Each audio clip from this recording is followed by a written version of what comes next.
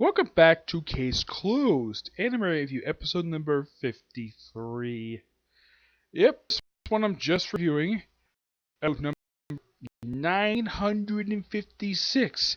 The Mystery Soiling Water Taxi. Part 1. In case you're wondering, is there a water taxi in this episode? There is, for about 2 seconds. Yeah, this episode has nothing to do with water taxi at all. The episode starts off with a murder. Yep, a murder happened in Bakura Park. I think that's how you pronounce it. It's Bakura Park. It's someplace in Tokyo. I've never been there. Yeah, the murder is simply this. A guy gets whacked in the back of the head with a lead pipe. Okay. Do the policemen investigate? Do they check if fingerprints? Because last time I checked, you can't find fingerprints on a freaking lead pipe. I've seen them in cop shows. Apparently, the writers of this episode apparently forgot that cops can actually do that. So, they suspect the brother. Yeah, apparently, this guy was a troublemaker, and they think that the brother was the one responsible for the murder. So, they bring him in for questioning.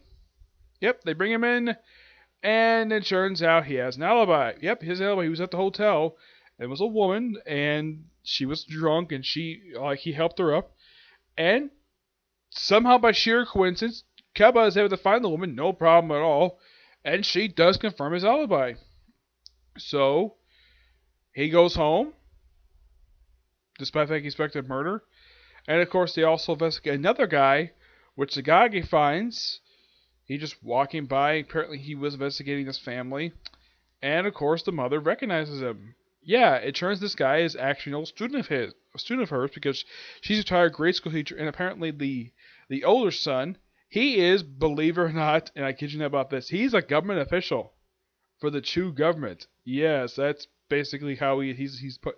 And Kona points out he's part of the elite. And there was also suspicion that the younger brother was abusing the mother. Yeah, and it turns out, according to the brother and the mother, that particular thing was completely untrue. It was just a rumor. And Conan also points out, though, and I'm surprised that he didn't get smacked by Richard Moore like a lot of the time he usually does. She points out, though, that she's genuinely sad at her son's death. Okay.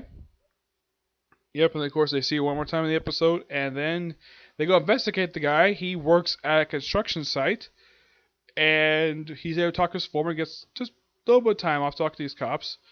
Like his alibi, he was at a bar, eat and drink all night for about 3 hours. They go to the place, and he sort of has an alibi, though apparently the security cameras are at the front, and he was there from 8 to 11. He said, aside from maybe going to the bathroom, he was there pretty much the whole night, which I would think they could easily poke holes in that alibi. In the case of the first one, yeah. Oh, just by sheer coincidence for that first alibi for the first guy, yeah, not only the woman confirmed it, but also a hotel employee at Bellhop, just by sheer coincidence, just happened to be walking by while this guy was helping a drunk woman pick up a purse. He was just being polite. Yep. So they go talk to him later, and this is where we see the water taxi. We see it for a very brief cameo. Yeah, there's nothing involved with the water taxi. This one. So it turns out, yep, he's got an alibi, and then he's about to go. Then they get a phone call, like maybe they get some evidence. Nope. It turns out the family's house has been burned down. Like what? And Noah points out though he does seem genuinely surprised to hear that his old teacher's house has been burned down. So they go there, and it turns out the mother was killed in the fire. Yep, I would think the arson. They bring in that detective who was last seen with the whole burning tent thing. Yeah, I would think they bring him in, but he's nowhere in the episode. He's not even brought up at all for some reason. And this is the guy who normally investigates arsons. Yes, he investigates arsons. And this guy's not even called in at all for some strange reason. Yep, and they talk to the guy, and it turns out that, well, he fell asleep because he had been grilled for a few hours. He got a headache, so he lay down in his room. Then he knows so his mess to see a fire. He's able to get out, though his mother passed away. And the guy who's no student of hers, kind of laughs it off, though he's sad to see his old teacher die. Apparently, it also turns out he actually hated teaching when he was younger. for some reason. He was also a troublemaker when he was younger. Okay. And the subject is cleared, and then later on he's seen walking by the very bar that he had an alibi with, that he established an alibi at. He just laughs it off. Like, okay, he's really drunk. And of course, Conan and Richard just walk home because they figure out it's late. They probably go Conan's time for Conan to go to bed. So they just basically converse. Now, this is generally what they do in filler episodes when they're not with Rachel. They just have pretty decent conversation. He doesn't like point out things to make Richard angry. Just points out pretty interesting things like about the fire. Like Richard writes of the fire as simply just pure coincidence. According to Conan, he postulates the theory that the fire is related to the murder. Did the fire happen after the murder? Yeah.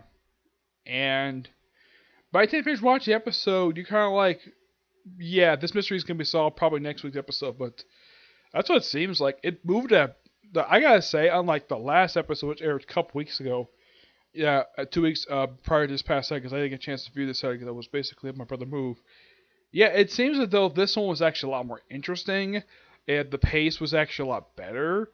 It wasn't as rushed as it was with the last episode.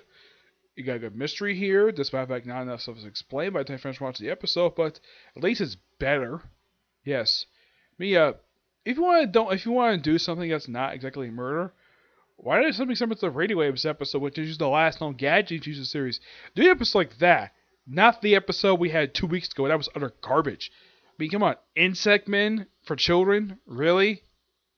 And you call that interesting? Couldn't do an educational episode?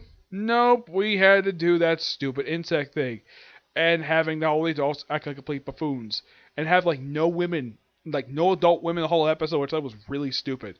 And also, no policemen except for one cop. At least in the case of this episode, we have Conan, Richard, Takagi, Keba, and McGuire. 5 characters. 5 characters, all men. And there's no mention of Sato. Yeah, Sato's been missing for quite a while now. Though she is going to show up in the next canon story, but her last known appearance was back in episode, I think it was like 934. So it's been like over 20 episodes since her last appearance in the series. As for why they're keeping her out of the series, my guess is because it relates to canon stuff. That's my personal guess as to why they've kept her out of the series for so long, like for 20 episodes, which probably has been like almost about 6 months ago. Yeah, it's been a while since the last time she physically appeared in the series. Yeah, but she does get involved in the next canon story. Like, though she plays a minor role, it's mostly focused on Keba. Yeah, and developing his relationship with the partner of Yuko, who's going to return in that episode as well. Though Yuko herself has shown up in filler episodes, not as much as, let's say, McGuire, Keba, and Takagi. These 3 always show up in filler episodes. McGuire is probably by far, like, of all the policemen in the whole series, he has shown up the most. I would say second most is probably Takagi. Yep.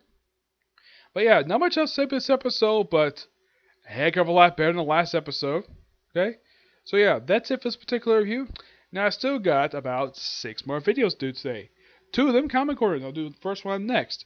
And the other videos are going to be reviews of One Piece, Boruto, Fairy Tail, Black Clover, and the 7 Deadly Sins. Yeah, 5 other videos. Aside from this one. Yep. So, into this next video, which is a big Comic Corner, and be on 2 trades. One technically posted by Dark Horse, but I'll talk about that in the next video, okay? But this next video. Bye.